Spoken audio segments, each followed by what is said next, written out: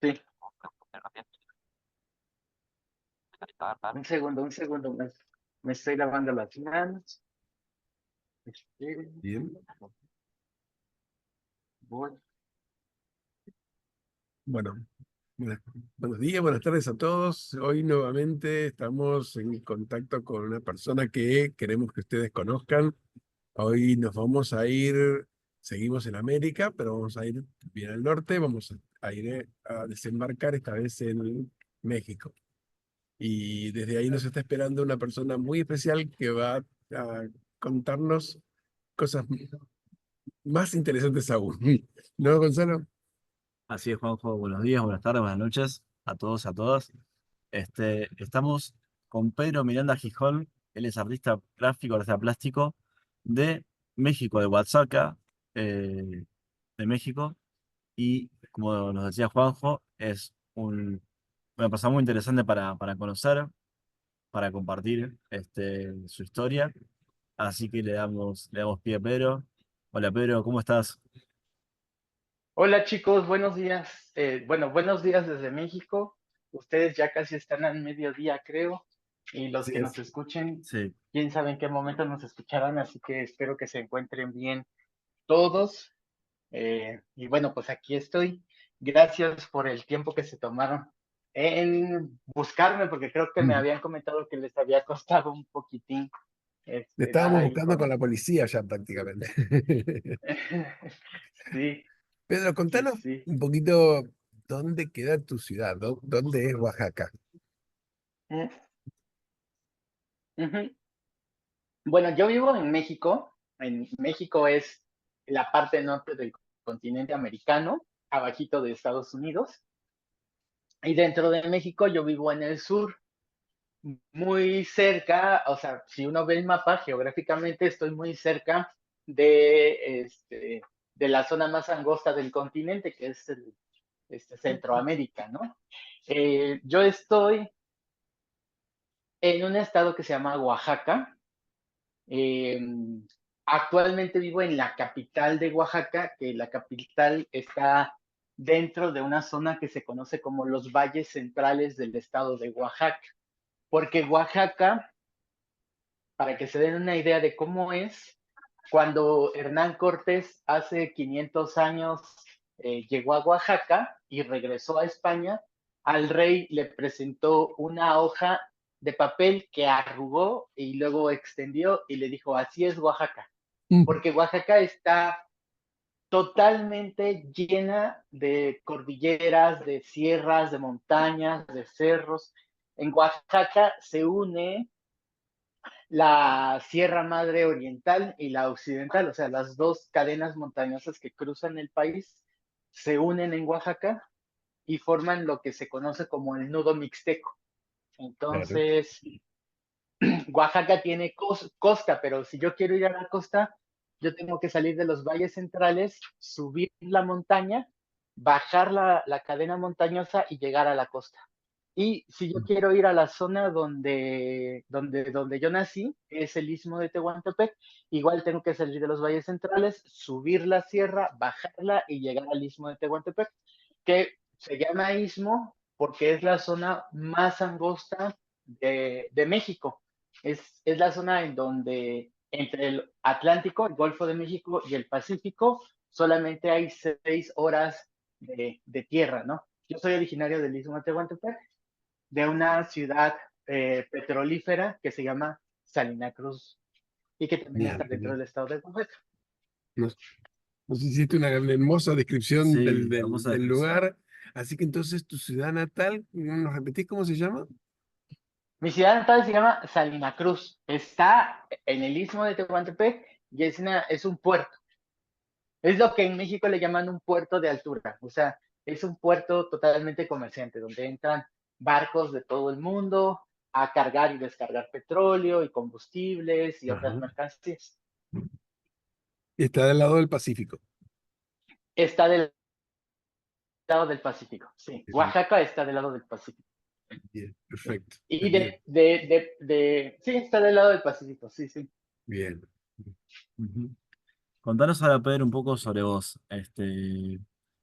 bueno, ya nos dijiste dónde sos. Sos artista plástico, artista gráfico. Sobre tu discapacidad visual, contanos un poco. Ok, pues bueno, eh, yo tengo 42 años, Ujú. nací en 1982, o sea, yo tuve la fortuna de nacer en el siglo pasado, donde no había redes sociales, afortunadamente, donde la tecnología más avanzada era el telégrafo, el correo y la llamada telefónica con cable. Ujú. Y digo que afortunadamente porque los que somos de esa generación, de esas últimas generaciones del siglo pasado, tuvimos la suerte todavía de contar con herramientas que nos hicieran pensar y analizar y estudiar y sobre todo ser puntuales. Yo recuerdo mucho de mi infancia que para hacer la tarea en equipo de la escuela decíamos, nos vemos a las 3 de la tarde en el reloj de la iglesia y el que no llegaba a las 3 se quedaba sin tarea y no había forma de encontrar la casa del amigo donde era la tarea porque no había Google Maps, entonces pues no había forma, pues. Eh, entonces, pues eso hacía que fuéramos muy puntuales y muy responsables. Yo soy ciego adquirido, yo me quedé ciego en mi adolescencia. En los 90 que a mí me diagnosticaron, en el primer lustro de los 90 que yo recibí mi diagnóstico, no se sabía qué es lo que me Disculpa, había dejado ciego. se te cortó un poquito. ¿Qué hiciste a los 90? ¿Te diagnosticaron? En el lustro de los 90, no se sabía qué era lo que me había dejado ciego. O sea, mi diagnóstico médico es neuropatía óptica bilateral de Leber, que es un deterioro del nervio óptico, pero decían que podía ser por un golpe muy fuerte, que lo tuve, por una conjuntivitis maltratada, que también la tuve, o por herencia judía, que también la tengo.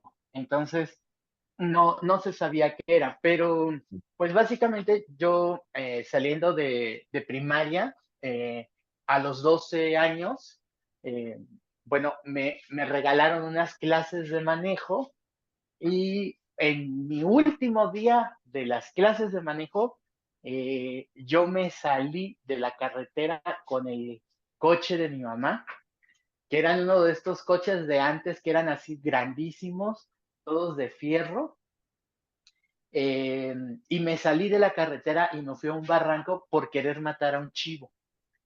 En ese tiempo en Latinoamérica estaba muy de moda el chupacabras y Sí. los noticieros amarillistas. Entonces salían las imágenes ahí todas borrosas de un bulto grandote que según era el chupacabras, que ya había violado a la señorita del pueblo, que ya se estaba comiendo el ganado, que ya había matado a no sé qué. En México hubo hasta la canción del chupacabras. Sí, sí. Y me acuerdo que había mochilas, loncheras, todo o sea, Estaba se de volvió moda. una moda, estaba de moda, sí, estaba totalmente de moda. Y entonces yo dije que me había salido de la carretera porque yo había querido matar al chupacabras. Entonces, pues yo supongo que por ese accidente, que, o sea, sí fue muy aparatoso, pues empecé a perder la vista y empecé con otras situaciones médicas un poco fuertes.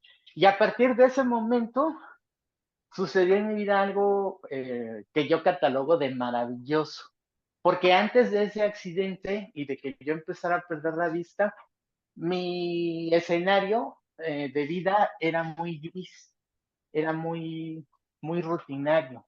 Mis papás trabajaban en Petróleos Mexicanos, Pemex, que es la Sí, empresa que sí. está dentro de la ciudad de Salina Cruz, y mis papás ya tenían bien estructurado mi futuro, así de, tú vas a ser ingeniero petroquímico o vas a estudiar leyes para que puedas trabajar en Pemex, que Pemex está aquí. Y entonces mi casa estaba enfrente de la refinería y yo lo que veía todos los días era el humo de la refinería, las plantas, los tanques de almacenamiento, la gente uniformada yendo, viniendo de la refinería las 24 horas del día, porque una refinería nunca para su producción.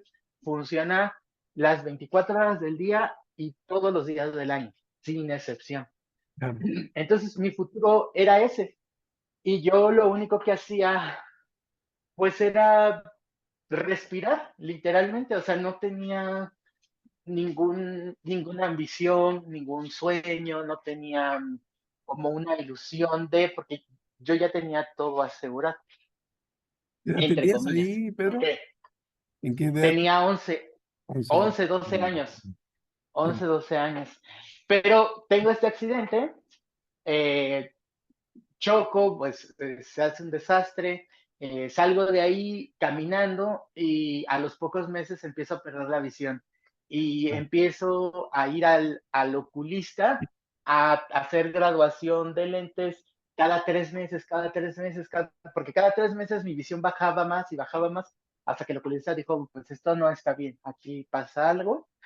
Y entonces pues ya hice toda la peregrinación que en México y que supongo que en muchos hospitales latinoamericanos sucede cuando pasa alguna cuestión incierta en la salud, de que vas a un médico y vas a otro y vas a un hospital Sí, y sí. la misma enfermedad obliga a que tus padres te saquen a otras ciudades, a otros estados, incluso del país, intentando saber, ¿no? ¿Qué es lo que está pasando?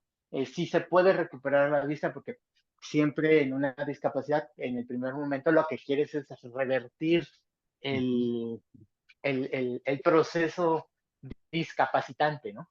Claro, sí. Eh, pero bueno, pues ya después yo creo que unos 2 o 3 años de estar deambulando entre hospitales, pues me dieron el diagnóstico, me dijeron que era irreversible. Me acuerdo mucho que en el Instituto Nacional de Neurología y Neurocirugía de Ciudad de México nos llevaron a la biblioteca del instituto y nos enseñaron una revista japonesa que estaba en inglés, en donde venía un fármaco que estaba en proceso experimental y que servía para el tipo de deterioro que yo tenía. Y entonces mi mamá me dijo, Pedro, nos vamos a Japón. Y ahí le dije, no, o sea, ya estoy harto de que me revisen, ya estoy harto de los médicos, de los hospitales, de los viajes, de las salas de espera llena de gente enferma con horas y horas interminables. Yo ya no quiero ver a ningún médico. Y pues eso rompió pues el corazón de mi mamá, porque mi mamá sí quería seguir investigando, seguir, intentar dar con una cura, pero pues afortunadamente me hizo caso, ya no seguí, y a partir de ahí mi futuro, hagan de cuenta que llegó un borrador gigantesco y borró Lo anterior. la refinería, borró toda mi vida anterior, y entonces yo digo que eso fue muy maravilloso para mí, porque entonces yo ya tuve esa capacidad de decidir qué quería hacer, esa capacidad de decidir hacia dónde quería ir. O sea, para mí la discapacidad fue el martillo que rompió las cadenas que me ataban a una vida gris y una vida O sea, oscura. o sea que Eh, le rompiste la ilusión, el corazón y el auto a tu familia. Y sí, aparte, sí, pero este es exacto. el pie inicial para que cambie desde la discapacidad, Para que ¿no? cambiara, Tus opciones sí, de vida. Ujú. de vida. Muy Sí, y importante, entonces ahí yo me vine sí, muy importante lo sí, que sí, dime. tu decisión fue, y también que te pongas a tu familia que le dijeras, no, yo no quiero esto y ya le quiero otra cosa para mí. Entonces, Y con poquitos años, con ¿no? poquitos años, Ujú. tal cual. Eh, ¿Y cómo continuó tu educación? Digamos, Mm, como ya tenías una discapacidad visual y pudiste adaptarte bien digamos, a la carrera educativa. Estabas entrando en una etapa adolescente, ¿no? sí, bueno, o sea, aquí hay que tomar tres cosas importantes. Una es que yo me quedé ciego a finales del siglo pasado, Ujú. donde no había derechos humanos. Existían en papel, pero no existían en la práctica. no había una comisión de derechos humanos, no había una defensoría, no había redes sociales, que eso es muy importante. La otra cosa es que yo era adolescente y Claro. la otra cosa es que yo siempre he sido de un temperamento muy alocado. O sea, eh, Combativo. soy, sí, soy muy combativo, soy muy antisistema, muy subversivo, muy de que no me gusta algo y nunca he podido ser diplomático, ¿no? Nunca lo he podido hacer. Necesitaría entrar a una escuela de diplomacia, pero creo que no existe. Sí, Y entonces, bueno, bienvenido y aquí. entonces, sí, y entonces, pues con esos factores, o sea, cuando yo empecé a enfermarme y a perder visión, pues yo vivía en el Istmo de Tehuantepec, que está a 12 horas de camino en camión de la capital del país, que es Ciudad de México. Entonces, yo viajaba cada 15 días a Ciudad de México a mis citas médicas. Y entonces lo que pasaba es que yo me ausentaba de la escuela Ah, muchos días, incluso semanas, y regresaba a la escuela queriendo llevar el mismo ritmo de estudios que mis compañeros sin discapacidad y además llevar el mismo ritmo adolescente de las fiestas, los novios, las salidas, la discoteca y todas esas cosas, ¿no? claro.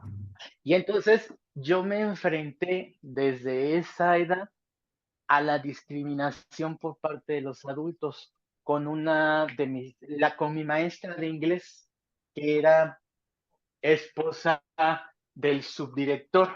Denme un segundo porque llegó este amigo, Ah, nada bien, más bien, Ok, bien. espérame. ok, Sí, ok. Pedro Ya, no sabía al empezar esta grabación, estaba esperando una persona, pero como habíamos pautado un horario, dijimos que como esto es una charla abierta y entre Roberto, amigos, hola. ahí lo tenemos ya de vuelta.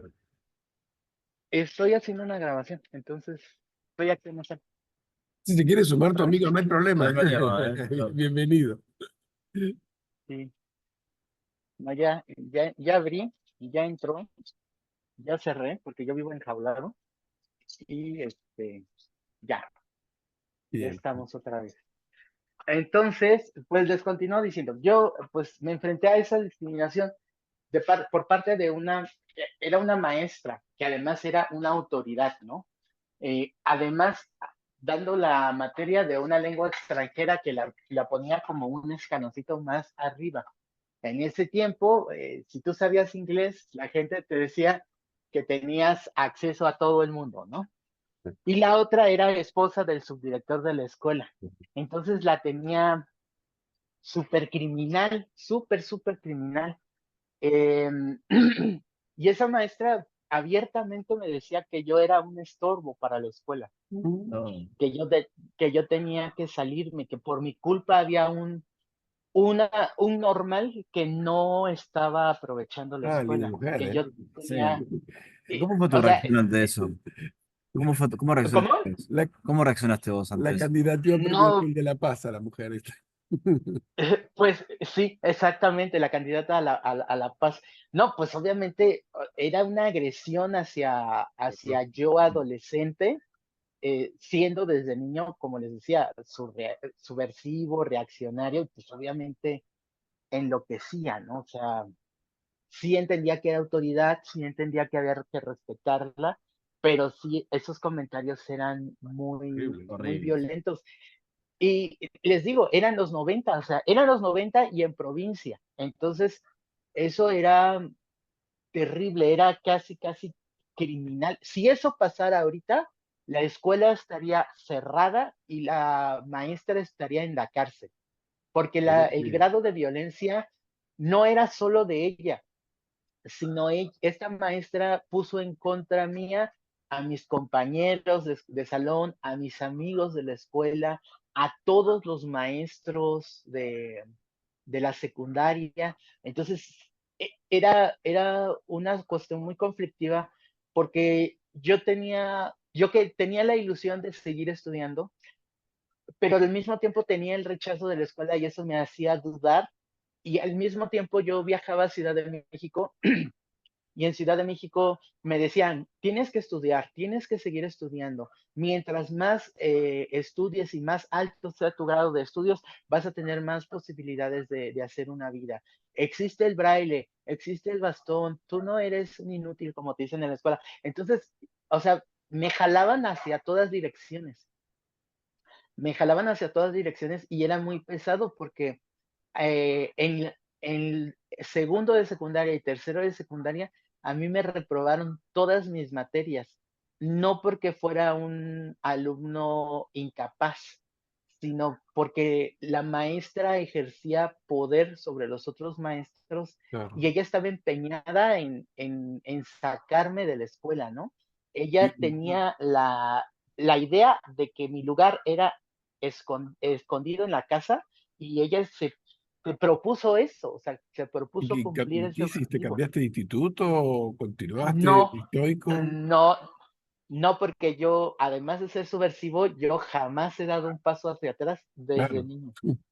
Sí, y era así de, pues si ella tiene poder, pues yo también tengo poder. ¿De dónde? ¿Quién sabe? Pero yo también tengo Ujú. poder. Entonces, afortunadamente conté con ayuda de pocos amigos, muy pocos amigos. em, Pasé a tercero de secundaria por mi promedio en mis exámenes extraoficiales, lo que en México le llaman extraordinarios. Ujú. Los maestros tuvieron que darme el crédito de haber sido uno de los alumnos reprobados que había logrado pasar con exámenes perfectos todos mis extraordinarios y por esa razón es que me aceptaban en el tercer grado, ¿no? Incluso maestros como física, química, matemáticas, que son como las materias quizás un tanto pesadas para Sí, muchos, son los pesadas. profesores de estas En el materias, secundario son las materias más pesadas sí, sobre que son difíciles para una persona con discapacidad, son mucho más. sí, entonces los maestros, iniciando el tercer año, el tercer curso, pues sí dijeron, no, es increíble que los hayas pasado, ¿no? O sea, realmente reconocieron que me habían discriminado por las ideas de esta maestra. Claro, en sus palabras, porque en los 90, en el 1995, 96, no existía la palabra discriminación, tampoco existía la palabra inclusión ni empatía. O sea, todos esos conceptos son muy modernos, ¿no? Aunque uno Sí, dice, ay, fue hace 20 años vivíamos en otro mundo, ¿no? Con otra ideología. sí, tal cual. Y logré, En lo que es la discapacidad, hablamos de una integración, no de una inclusión, que el alumno se tenía que adaptar al sistema, digamos, no el sistema adaptarse al alumno, no el entorno adaptarse a la persona, o mejor dicho, adaptarse no, sino poder hacer todos los ajustes razonables que implica estudiar para una persona con discapacidad. Sí, totalmente. Y además, por lo menos en México, en una zona tan remota como en la que yo vivía, que era una ciudad perdida en medio de todo el país, pues no, ni siquiera había un sistema de integración, ¿no? Como los hay ahora, que ahora el chico con discapacidad va a entrar a una escuela y la escuela llama a un maestro especializado en lo que le llaman educación especial para hacer la integración del alumno al sistema regularizado Claro. escolar, ¿no? En ese tiempo no existía eso. Claro. Entonces, Ujú. pues yo terminé la escuela gracias a la ayuda de un señor que se llamó Andrés Enestrosa. Andrés Enestrosa fue escritor, fue un político muy prominente del país, que era, fue senador de la República, fue diputado de la República. Y yo en uno de mis viajes a México, por la cuestión médica, eh, coincidí con él en la boda de una de mis primas. y coincidí con él en el sentido de que nos sentamos en la misma mesa. Entonces, él en un momento se puso a platicar conmigo. Él ya siendo una persona muy mayor, quizás de unos 60 años o más, y yo siendo pues un chico de 13, 14 años, ¿no? Y pues empezamos a hablar, pues de mí, que me estaba quedando ciego, y yo le empecé a contar inocentemente, pues lo que me estaba pasando en la secundaria. Y la sorpresa fue que a mi regreso a mi ciudad y a la escuela, no, hombre, pues me recibieron, haciendo guardia de honor, haciendo, reverencias, así de: "No, no sabíamos que eras amigo del senador, ¿cómo puede ser posible? Ya no te vamos". Y fue un cambio radical, porque me Claro. dejaron de Y a la profesora la molestar. quemaron en la plaza pública, la profesora de Ah, inglés.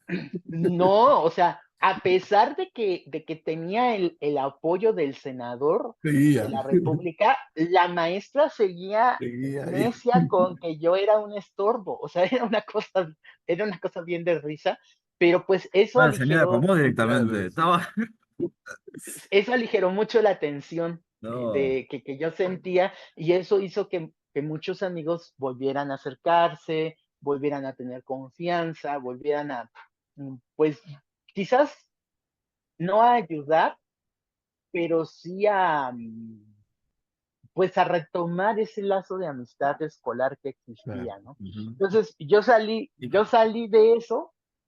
Ya no pude incorporarme al sistema regular que me tocaba, que era el sistema que aquí le llaman preparatoria, que son 3 años antes de la universidad.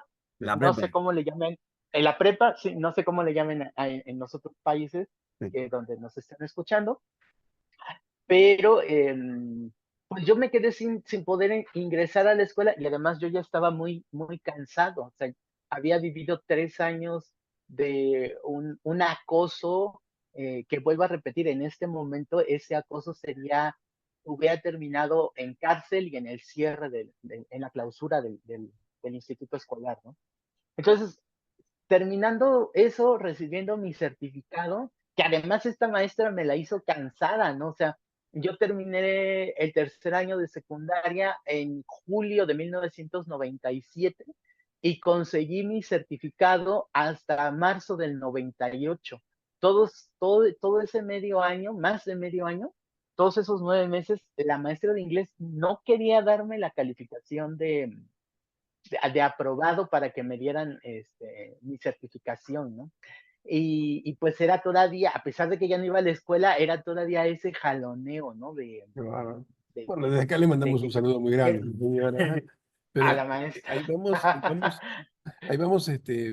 hacemos el hincapié de esto, ¿no? De estas charlas cuestiones que nosotros no conocíamos de Pedro y que Pedro nos está indicando en aquel contexto de esos años, cómo era su realidad, y la realidad que seguramente coincide con muchos amigos que nos están escuchando de otros países, pero que a todos nos enriquece saber de dónde venimos y saber los logros obtenidos durante estos pocos décadas. Y, y cosas que parecen impensadas hoy para el siglo XXI, en el año 24, saber que estas cosas sí pasaban y pasaban muy, muy a menudo y que no pasaban y que estaban ahí latentes y que a través del testimonio de Pedro las recordamos y ahí vuelvo a esto de lo enriquecedor que son estas charlas. Ujú. ¿Y cómo continúa Sí, y la bueno, parte, la parte educativa? ¿Pudiste graduarte después, continuar con una carrera terciaria, universitaria, o se te complicó todo? no, no, fíjate, o sea, después de todo eso, bueno, a ver, hago un paréntesis. Estoy seguro, puedo poner las dos manos en el fuego, de que en algún lugar del mundo existe una persona con discapacidad que está viviendo lo que yo estoy diciendo. Seguro, Seguro, sí. sin duda, sí, sí, Eh, sí. Es eso el hogar. Es más, estoy seguro que en la ciudad donde vivo, que es Oaxaca, hay una persona con discapacidad que está viviendo este grado de discriminación. Seguro. O sea, Mm. la cuestión discriminatoria sigue de una forma muy, muy intensa hacia las personas con discapacidad. Y es tan, tan común, tan normalizada, que muchas veces nos sentimos de: no, pues tiene razón, yo soy un estorbo, ¿no? Entonces, sí, pues ojalá si alguien está escuchando esto y vive una situación así, o sabe de alguien que vive así, pues debe saber que uno tiene el mismo derecho a respirar que los demás. Esa es una. Y regresando con la cuestión de mi cosa académica, pues yo me salí de mi ciudad, de Salina Cruz, me vine aquí a los valles centrales de Oaxaca, a la casa de mi abuela. Yo vine de vacaciones, unas vacaciones que se han prolongado durante 26 años, porque nunca me regresé a mi casa. Y yo llegué a vivir a una zona boscosa. Es un pueblo de Oaxaca que se llama San Agustín Etla, que está al pie de una sierra, de una cadena montañosa. Es un lugar donde, pues donde hay, sobre todo ahorita, vive mucho extranjero, mucho estadounidense y canadiense y de otros países, porque pues es un lugar como muy bello, con mucha agua, con muchos ríos. eh, y Y, bueno, pues yo y vivía ahí. como accesibilidad, tu ciudad, ¿cómo es? ¿Podés transitar tranquilo? ¿Tenés acceso público? O sea, supongo medios públicos de transporte. eh, bueno, ¿cómo te podés manejar bien con tu bastón? ¿Tenés algunas barreras que nos querás contar?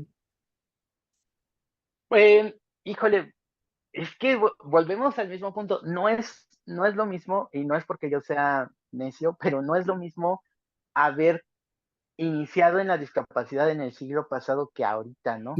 Sí, sí. Para mí, para mí la ciudad es accesible, tiene sus barreras definitivamente, como cualquier ciudad latinoamericana, en donde hay vendedores ambulantes, en Ajá. donde está la motocicleta sobre la banqueta, donde están los coches sobre la banqueta, en donde los funcionarios del gobierno cierran las calles porque hay un evento y tú llegas como ciego con tu bastón y te topas las vallas y tienes que rodear, pero para mí todo eso es normal. Yo veo que muchos chicos con discapacidad jóvenes están, no, vamos a luchar para quitar este obstáculo, vamos a luchar para que quiten a los comerciantes y vamos a luchar porque los indigentes no deben estar, porque son un estorbo, porque y entonces yo digo, oigan, pero pues también el indigente tiene sus derechos humanos, ¿no? O sea, también el indigente Sí, tiene sí. derecho a ocupar un espacio dentro de la ciudad. Entonces, sí hay muchas barreras arquitectónicas difíciles, algunas son imposibles, pero vamos, yo llevo 26 años viviendo en la ciudad, entonces para mí existen las barreras, pero existen soluciones.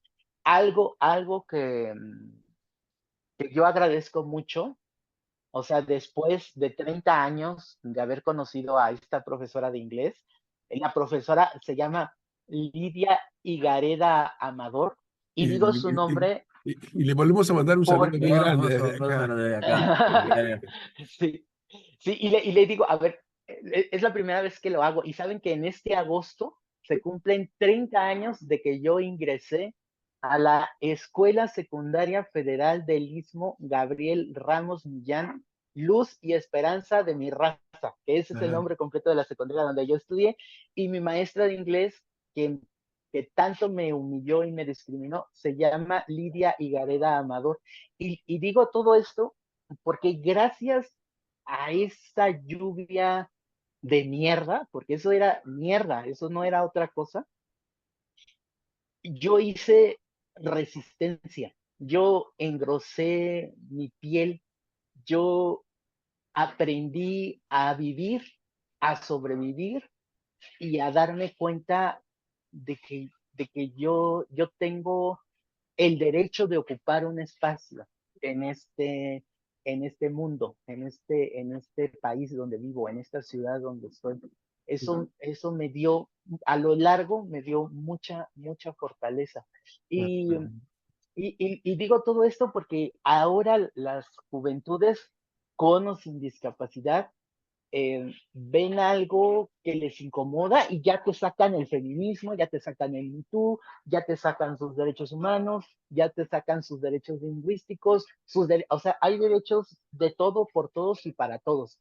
Y entonces, ya como maestro, que a veces yo doy clases de arte, ya uno dice, ya no le voy a enseñar esto porque eso es una ofensa hacia algo, ¿no? O sea, ya no sabes cómo abordar los temas y temas que a veces los tienes que abordar de una manera agresiva, de una manera burda, ¿no? Yo me he topado con funcionarios de gobierno a los que tú les dices, oye, estás haciendo las cosas mal, y te dicen, no, estás agrediendo mi feminidad, me siento agredida, estás este, abarcando mi espacio vital, y es así de, oye, no, o sea, el feminismo es muy respetable, tu espacio vital lo estoy respetando, y decirte que estás haciendo las cosas mal no es una violencia hacia tu condición de mujer, quizás lo puedas ver como una violencia a tu condición de funcionario público.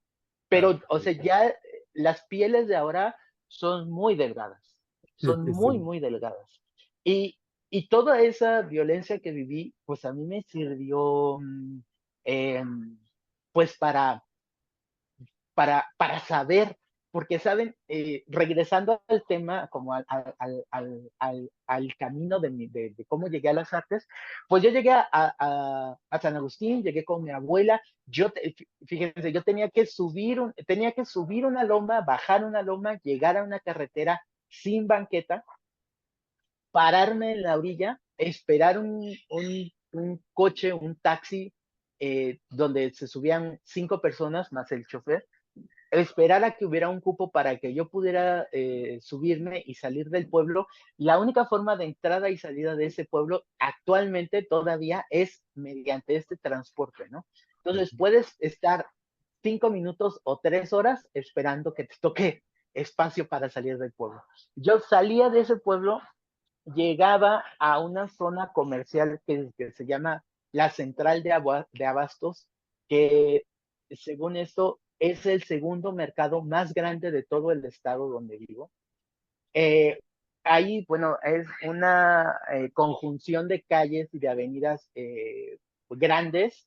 Yo tenía que cruzar varias avenidas, subirme a otro transporte, que era un camión, llegar a lo que en México se llama el sistema DIF Oaxaca, que es el sistema del desarrollo integral de la familia, donde atienden a personas con discapacidad.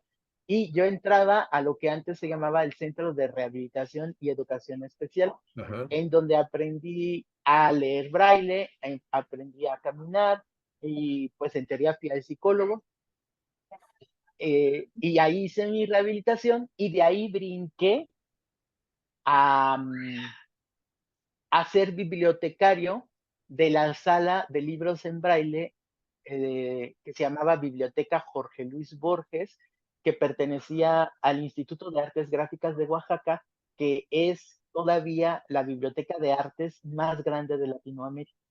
Entonces, yo empecé a trabajar ahí a mis 16 años, tuve mi primer trabajo. Y pues yo tenía el trabajo pues de atender a los ciegos que quisieran leer, que no eran muchos, debo reconocer que la lectura, por lo menos en esos tiempos en Oaxaca, no era como el fuerte de los chicos ciegos. Y ahí, esa biblioteca, como pertenecía a un instituto de artes, Ajá. pues Sí. era el epicentro cultural de la región. En México, mi ciudad, que es la ciudad de Oaxaca, es considerada la capital cultural de todo el país. O sea, los artistas más prominentes de México viven en Oaxaca.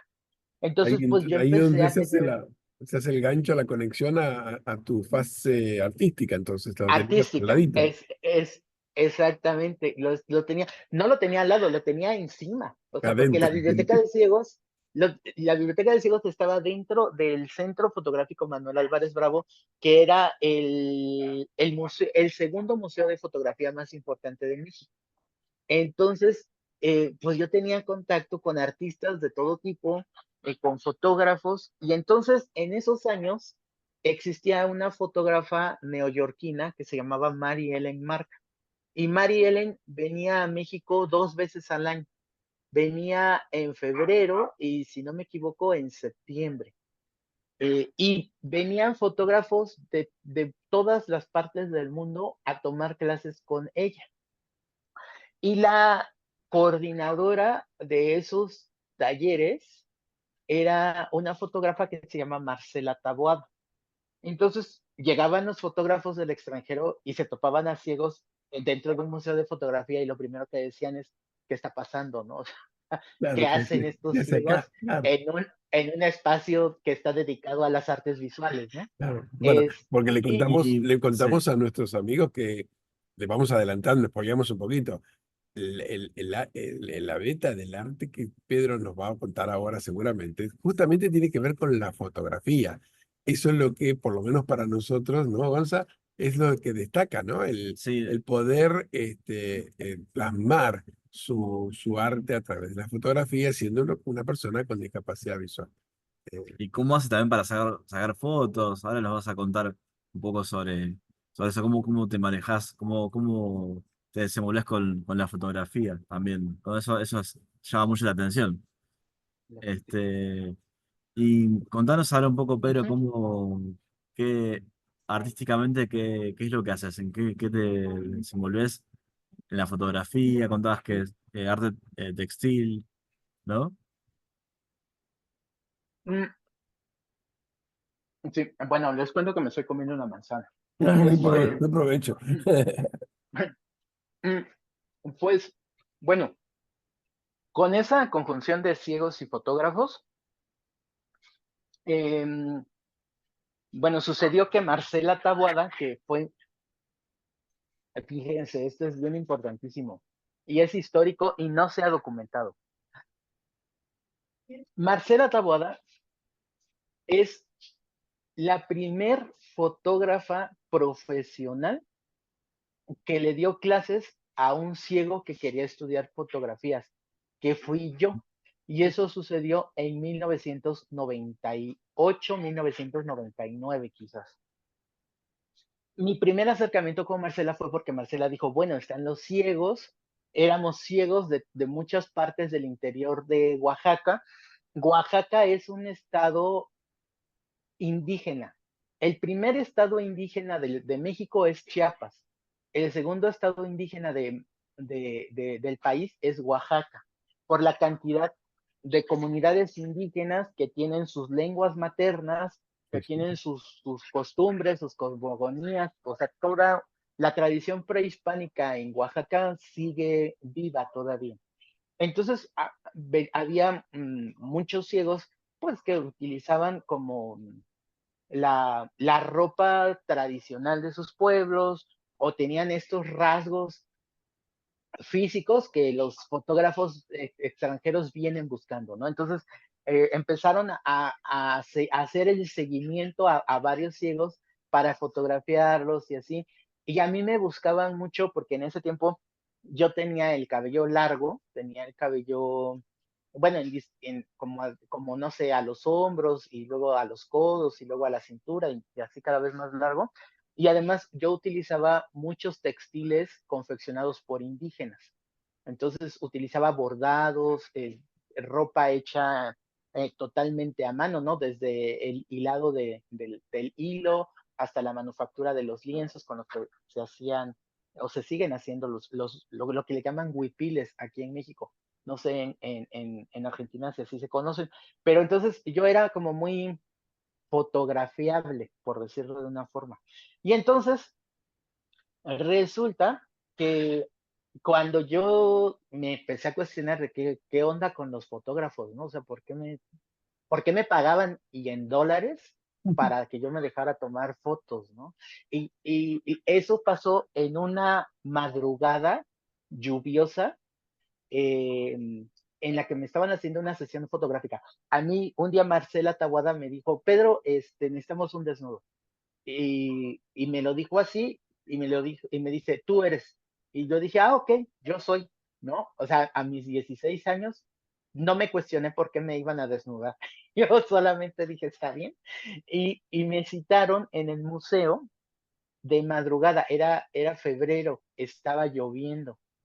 Y ahí ven a un ciego de 16 años desnudo en medio de un jardín lleno de plantas nativas de mi estado y una gringa que se llama Norma Quintana haciéndome fotos, que además hay que dejar bien claro que la fotografía en los 90 y a principios del 2000 no era como es la foto de ahorita, que tienes tu iPhone o tu smartphone y tomas 100 fotos, ninguna te salió bien, las borras y vuelves a empezar. En ese tiempo eran cámaras fotográficas profesionales gigantes con negativos que son estos acetatos donde Sí, se sí, sí. imprimían las fotos. Y las La cámaras de foto rollo, era digamos. Con rollo, la Con rollo. cámara de rollo y ejercer de fotógrafo era lujoso porque era muy costoso. El equipo muy costoso, el material, los rollos, los negativos y muy costosa el revelado de los Revelado, rollos y claro, la claro. impresión. Entonces era un proceso muy artesanal. Entonces yo ahí desnudo con la fotógrafa, y además no me tomaba una foto, me tomaba rollos y rollos y rollos de Te fotografía. entusiasmó la Sí, fotógrafa. sí. ¿Habrá visto algo, alguna característica artística Pues muy yo, interesante o por eso? sea, yo lo primero, yo lo primero que me cuestioné es, ¿qué hace esta señora fotografiándome desnudo Claro. bajo la Es que lluvia sí, eso te iba a en un, preguntar, porque en un- es muy loco, es muy curioso. Aparte siendo Siempre, menor de edad, ¿no? Porque tenías 16 años ahí. Evidentemente eran otras épocas, pero hoy sacarle fotos desnudos a un chico de 16 años es un delito. sí. ¿Qué decía, por ejemplo, sí, tu familia? sí, O sea, bueno, ¿qué decía? no, bueno, mi familia todavía no sabe y Así espero que tirate no con la sepa, foto. espero que no oiga la entrevista. Sí. No, mi familia no, o sea, siempre he mantenido como muy distante como muchos aspectos de mi vida. Obviamente, si yo le decía a mi mamá, oye mamá, ¿me van a tomar fotos desnudo? Pues, o sea, me hubiera dado una golpiza impresionante, ¿no? Algo que debo decir es que si yo he hecho cosas como muy extrañas en mi vida, es porque yo vivo solo desde los 16 años. Claro, Ah, ok. Es muy He chico. vivido solo, desde muy chico, he vivido solo más años de mi vida que acompañado. claro, claro. Entonces, regresando al escenario, bueno, yo estaba desnudo, me estaban tomando fotos y en ese tiempo la concepción fotográfica que yo tenía era algo muy costoso y que se reservaba para los bautizos, para las bodas, para los 15 años, para las clausuras, para las vacaciones que eran extraordinarias, Claro, o claro. sea, para eventos muy, muy específicos, no para fotografiar a un fulano desconocido desnudo bajo la lluvia. O sea, eso era inconcebible. Y entonces yo empecé a preguntar a Norma, oye, ¿cómo se hace? ¿No? O sea, por qué te gusto? Ahora sí, ¿no? Literal, ¿por qué te gusto?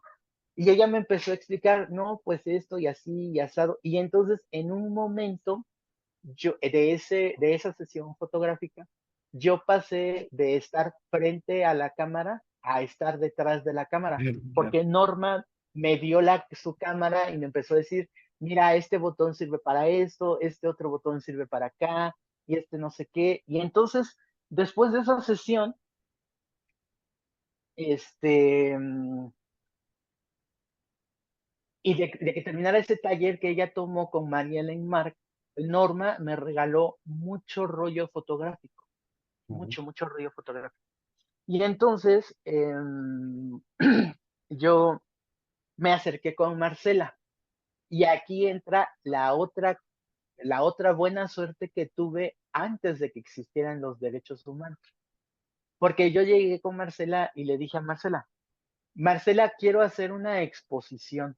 O sea, yo, siendo menor de edad, yo ya quería que me abrieran un museo y que colgaran mi obra y que me hicieran el trato que le dan a un artista ya, pues con los estudios básicos o con trayectoria o como quieran llamar. Y Marcela me ubicó y me dijo, Pedro, yo no te puedo hacer ninguna exposición. O sea, eres ciego, pero eso no es garantía de nada. O sea, no sabes fotografía, no puedes hacer una exposición. Lo que sí puedo hacer es darte becas para que estudies fotografía, apoyarte para que te incorpores a la escuela de fotografía y después de que aprendas fotografía, desarrollas una idea, la vemos y ahí vamos a analizar si el proyecto que estás haciendo es viable para una exposición. Claro, claro. Pero no, no. Y Y algo, ajá, perdón, algo que me dejó también muy grabado es que me dijo, hacer clic no te vuelve fotógrafo. En el sentido de que antes, cuando tú utilizabas las cámaras de rollo, cuando disparaba, la cámara hacía clic, o el clásico chasquido que ahora tiene el teléfono celular cuando tomas una foto, ¿no? Sí. Sí. ¿A qué me iban a decir? no, te preguntaba que, volviendo ahora, ¿seguís con ejerciendo tu beta artística a través de la fotografía? ¿Y hoy utilizás también una máquina analógica así con rollo o pasaste a la parte digital? Y si esa cámara tiene algún tipo de adaptación para que te guíe, por ejemplo, como tiene el iPhone en cuanto a enmarcar una foto, o lo haces directamente eh, sin ningún aditivo, sin ningún accesorio. Bueno, esto último que tú dices de las adaptaciones y los accesorios, eso es para gente que tiene la piel muy delgada, muy delgada.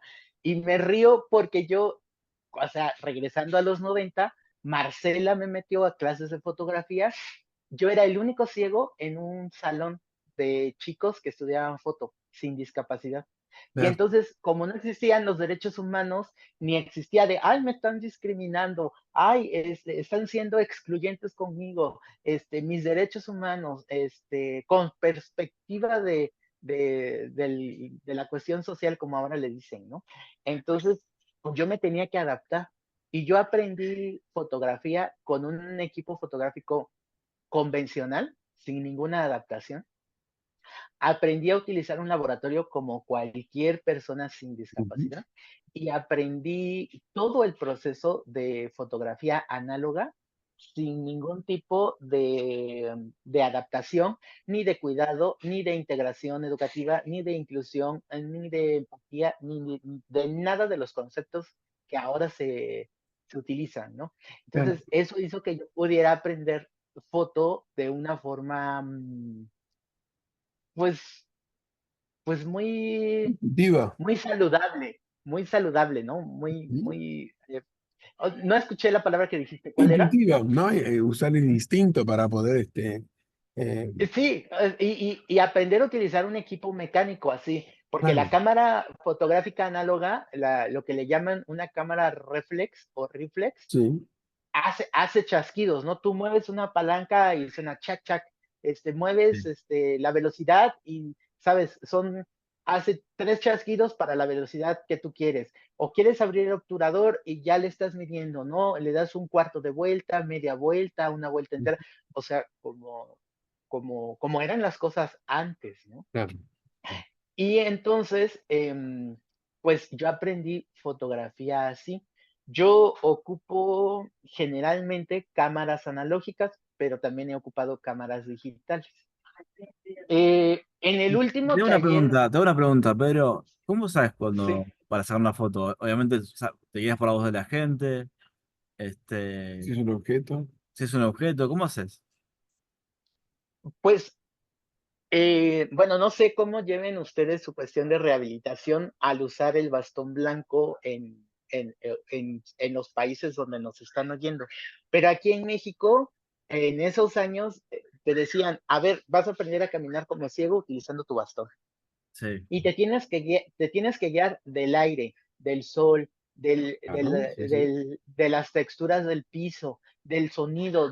Los carros van de derecha a izquierda, adelante a atrás, este, por el olfato. Entonces, era una instructoría multisensorial. Y todos esos conceptos son los conceptos que utilizo para hacer Claro. fotografía. Porque, Ujú. bueno, definitivamente, o sea, yo no puedo hacer fotografía, pon tú, de un pájaro volando, ¿no? Porque no, o sea, quizás no Claro. ¿Y salga, fotos de ¿no? qué has hecho? ¿De qué hiciste fotos? Generalmente hago fotos de escenario, o sea, voy a un lugar, lo conozco, me gusta, empiezo a explorar más y más y más y más, y entonces desarrollo algún proyecto en ese lugar. Mis proyectos fotográficos son muy largos, muy, muy largos. ¿Muy qué? Son proyectos muy largos. A Ajá. largos. Son, son proyectos que han durado 10, 15 años. eh, Son proyectos en los que he pensado mucho y a lo largo de tantos años, pues mi pensamiento va cambiando, va evolucionando, yo voy haciendo otras cosas y entonces, entonces, pues eso me da la posibilidad de conocer los escenarios que quiero manejar durante mucho tiempo y tener un acercamiento como si el escenario fuera ya mi propia casa, ¿no? Donde ya Claro. ¿Y sé vas solo, vas dónde está. acompañado? ¿Alguien que te describa el ambiente? ¿Cómo vas? ¿Cómo es General, el proceso? generalmente voy acompañado. Ujú. Voy, yo en, vuelvo a repetir, no sé cómo sea en los otros países, pero en México esta idea de la independencia del discapacitado, para mi gusto, ha sido una idea que ha lastimado mucho la discapacidad. Porque en un principio, muy, muy en un principio, yo iba en la calle y me querían ayudar y yo les decía, no, no me ayuden, yo soy independiente. Y con esa bandera de la independencia, yo alejé a mucha gente de mi vida y alejé y le negué la posibilidad educativa a gente sin discapacidad. En el momento en el que me di cuenta que eso era una arma, una forma de agresión hacia la sociedad, y empecé a aceptar la ayuda de los desconocidos que te ayudan a cruzar una calle, que te ayudan a hacer el supermercado, que te ayudan dentro de tu trabajo. Mi vida fue más fácil, fue menos estresante, menos neurótica y, y empecé a tener más amigos que antes. Entonces, yo con esta idea siempre digo que un proyecto artístico, cuando tú vas a un museo y ves una firma importante, tú dices, ah, lo hizo Dalí, o lo hizo Picasso, o lo hizo cualquier otro artista, ¿no? Y ya. Pero atrás de esa firma hay a veces cientos de personas trabajando Ujú. para que tú veas ese cuadro y esa firma. Entonces yo siempre intento de que en mis proyectos eh, a cada quien se le dé su reconocimiento, ¿Y su cómo está formado tu aportación que equipo de trabajo? dependiendo cómo las cosas que vaya haciendo, los proyectos que vaya haciendo, es el tipo de gente que voy incorporando a mis proyectos. No es, muchas veces no es un equipo profesional, porque muchas veces lo que necesito es pegar, cortar, coser, necesito un modelo, entonces el proyecto se va armando con la gente que va siendo necesaria. Ujú. No, no necesito forzosamente profesionales del arte, ¿no? Claro. Y, ¿Actualmente y, tienes y, y, alguna exposición? ¿Estás exponiendo tus trabajos en algún lugar? no, no. Se supone que este año va a haber una exposición muy grande dentro del castillo de Chapultepec, Ajá. que es un lugar histórico del país, Sí, sí. donde van a exhibir obra de artistas fallecidos muy importantes que tomaron como referencia a las novias. Ah, A mí me invitaron como el único artista vivo para participar dentro de esta exposición, pero la verdad yo soy una persona muy desentendida de mi trabajo. Entonces, ahorita que se los estoy diciendo es que me acordé y ni siquiera sé si ya pasó la exposición. Entonces, tengo que, tengo que esperemos que hablar por no, teléfono. esperemos que no. Tengo que hablar con los organizadores a ver en qué va. Entonces, algo que me emociona mucho, mucho, mucho. Bueno, a ver, para empezar a hablar de esto, nada más para cerrar el pasado, pues con eso de las fotografías que yo hice, de la forma en la que yo aprendí a hacer fotografía, pues así inicié en las artes. De la fotografía brinqué a la escultura con materiales reciclables, es decir, con los desechos, ¿no? El Ajá. PET, el Tetra Pak, el plástico, las botellas, el papel, todo eso que muchas veces se tira a la basura, todo eso yo aprendí a ocuparlo para hacer esculturas. Después me metí a un taller de cerámica prehispánica y cerámica japonesa. Y poco a poco, dependiendo mis necesidades artísticas, he ido como aprendiendo técnicas. Entre ellas el diseño del textil, aprender a tejer con los telares indígenas y bueno, pues así he ido como avanzando, ¿no? En mi vida artística. Un artista completo, Eh, completo. Completo, completo. Sí, La que es una gran historia, una gran una gran historia. historia, sí. Nos encantaría seguir buceando más en la vida de Pedro. Estamos ya casi terminando la charla. Eh, entonces, Sí, sí, pues realmente un gustazo ya, conocerte. Nos contaste tu historia, que gracias por compartirte, por abrirte a compartir tu historia. yo creo que hay cosas, muchas más cosas para compartir. Veremos más adelante, a ver si podemos hacer algo más. Ujú. Pero la verdad que a mí por lo menos me encantó toda el relato que nos has hecho de tu vida desde la infancia. Y nos gustaría que si al final nos podrías dedicar alguna frase, algún comentario, alguna reflexión acerca de la, de tu vida, o sea, acerca de la discapacidad, acerca de las personas que nos están escuchando, si quieres dejar algún mensaje, o simplemente decir chau y ya. ya.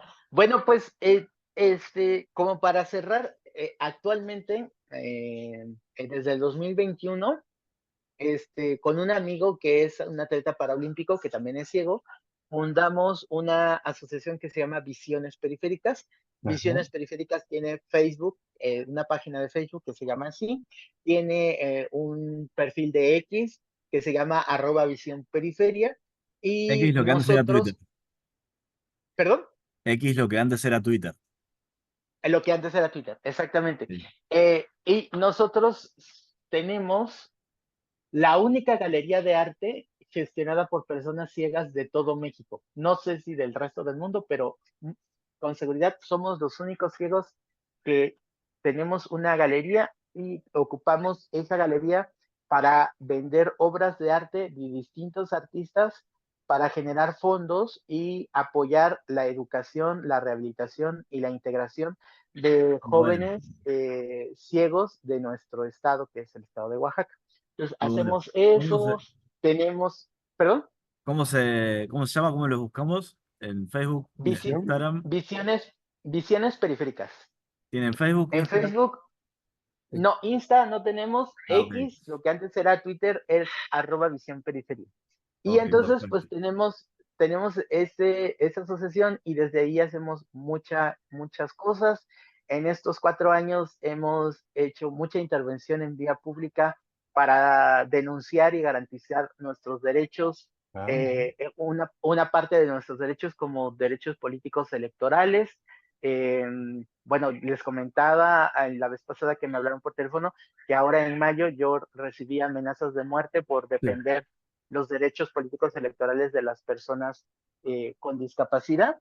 Y pues estamos trabajando en eso, ¿no? En esa garantía de derechos, estamos vendiendo obras de arte. En el 2021 nos hicieron un documental que está en YouTube. El documental se llama Revelarse a Ciegas, Ujú. que es un documental sobre mi vida, sobre como mi lucha social, junto con otros amigos con los que trabajo, eh, y también como mi lado artístico. En ese documental pueden ver cómo es que hago fotos y cómo doy clases de fotografías a ciegos, porque también me dedico como a dar clases de fotografía y de artes a personas con discapacidad. Le repito, el documental se llama Revelarse a Ciegas y está en YouTube. Ese documental forma parte de una serie que se llama Caminos de Inclusión, que tiene varios documentales de personas con discapacidad del sur de México, que es Chiapas, Guerrero y Oaxaca, eh, de personas con discapacidad que tienen alguna injerencia o algún trabajo social. Entonces, pues los pueden ver. Es muy importante decir esta cuestión de que esta serie de Caminos de Inclusión se centra en el sur de México, porque generalmente en mi país siempre le dan luz al centro y norte del país.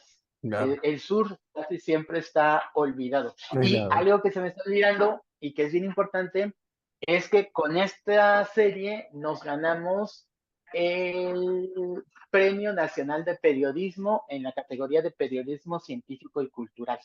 Entonces, eso Ah, es bien no, importante. mirá, Si quieren ver la serie, la pueden buscar en YouTube. Y actualmente, además, está ahorita en México la cartelera de un documental que se llama Iluminados. Iluminados es un documental que habla de la visión de dos personas. Una mujer vidente, o sea, vidente no porque no tenga discapacidad, sino vidente porque es una bruja, lo que le llamamos una bruja. la bruja, Vale la aclaración. la bruja del Sí, 78. sí, sí. No, es que ya aquí en Oaxaca cuando puse la explicación, perdón, en México cuando puse la explicación de, ay, es un documental de una vidente, no, pues la discapacidad se me vino encima, así de, ¿cómo vas a decir que es una vidente? Se dice una Claro, sí, yo persona lo primero normovisual. que Sí, Porque muchas veces dicen, ¿tú eres vidente? No, yo no predigo el futuro, yo claro, no sí, soy sí, sí. vidente. es Lo primero que exactamente, uno piensa sí. es que ella ve. O que tiene dos dientes. Claro. Sí, además, ¿no? Sí, bueno, el documental Iluminados es de una bruja o una vidente que se llama Iris Palau y de una persona ciega que hace artes visuales, que soy yo, Pedro Miranda. Y ese Buenísimo. documental Bueno.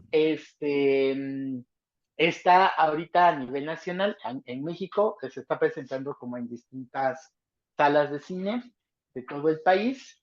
El documental tiene tres versiones. La versión convencional, la versión con audiodescripción Ajá. y los productores del documental que se hicieron muy amigos míos con este afán de volver inclusivo un material que generalmente es para gente que sí ve, hicieron una versión olfativa. ¿Ah? Entonces, cuando tú entras Sí. a esa experiencia olfativa, en la entrada te dan un kit de perfumes que diseñó una perfumista muy conocida aquí en México que se llama Lula Curioca.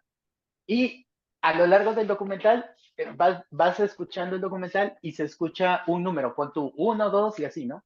Entonces, cada que dicen un número, tú en tu kit de perfumes buscas el perfume que está marcado con ese número, lo abres, lo hueles y entonces hueles la fragancia que se está describiendo en el documental. Wow, muy bueno. Sí, Muy la bueno. Entonces, interacción entre el eh, espectador y el que está mirando. Mirá, Sí. muy buena idea, sí, muy buena idea. sí, entonces esa experiencia olfativa la hicieron, bueno, obviamente porque yo soy ciego, para que yo tuviera como, como esa, como esa interacción, ¿no? Sí, Con la sí. película. Y la otra cosa que a mí me hizo mucha ilusión, que me gustó muchísimo, es que el documental está musicalizado por una cantante mexicana que todo el mundo cree que es española, que se llama Alaska, que no sé si la Alaska, sí, conoces. conocida. Sí. La que se volvió muy famosísima con la canción ¿A quién le importa? ¿Qué le En importa? la década Claro. de los Mirá. 80. Uh-huh. Entonces, el documental se llama Iluminados porque Alaska tiene una canción que se llama Iluminados. Entonces, la producción compró los derechos de La esa canción. canción como para que tuvieran más afinidad conmigo, ¿no? Con mis gustos musicales, con la cuestión de que soy ciego y tiene que tener audiodescripción, con la cuestión de los olores porque igual soy ciego y como que mi olfato está como muy atento a todo lo que sucede a mi alrededor y Genial, esas cosas. genial. Entonces, pues eso, si viven en México, ojalá tengan la oportunidad de ver ese documental. Si no viven en México, díganme y hacemos una protesta para que el documental vaya a Roncasvalles. Igual todos estos, lo que nos está compartiendo Pedro, vamos a difundirlos a nuestros usuarios, Sí, sí, sí, lo vamos a buscar. los enlaces para que puedan ver el documental, los lugares para que ustedes se puedan contactar contigo por si necesitan más información acerca de tu tarea. Así que bueno, todo esto va a estar informado en el informe, va a estar informado en la difusión de esta charla. Así que solamente nos Sí, queda agradecerte de corazón Sí, tu tiempo, eh, tus ganas tu de entrega. contar, claro, de contar tus cosas más profundas, las más graciosas. La verdad que nos hiciste pasar una muy buena charla y realmente yo por lo menos estoy muy contento de... Yo también estoy muy contento, también te agradezco mucho, te agradecemos mucho porque la verdad que es, no cualquiera se abre a compartir, como te decía antes, su historia, todo también lo que hiciste, que sin duda va a ser un gran aporte para otras personas con y sin discapacidad que nos están escuchando. eh, Así que muchas gracias, Pedro. Y invitamos a todas las personas que nos estuvieron escuchando, si tienen ganas de contarnos algo, pueden hacerlo a nuestro mail de comunidad@tiflonexos.org. Estamos abiertos para escucharlos, para disponer una charla como la que hicimos recién con Pedro. Si nos quieren hacer sugerencias, comentarios, Exacto. todo lo que sea.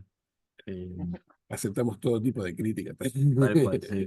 Pero bueno, saludarlo a Pedro a bueno, distancia pues, y nuevamente agradecido por tu tiempo, Pedro. Muchas gracias. Muchas gracias, pues Pedro.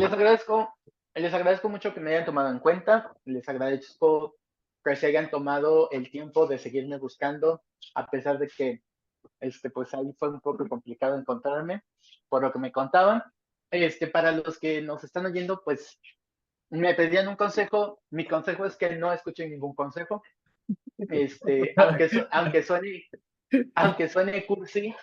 Aunque suene cursi, algo que a mí me ha funcionado mucho es Claro, la el frase mejor de consejo es el que nos es queda.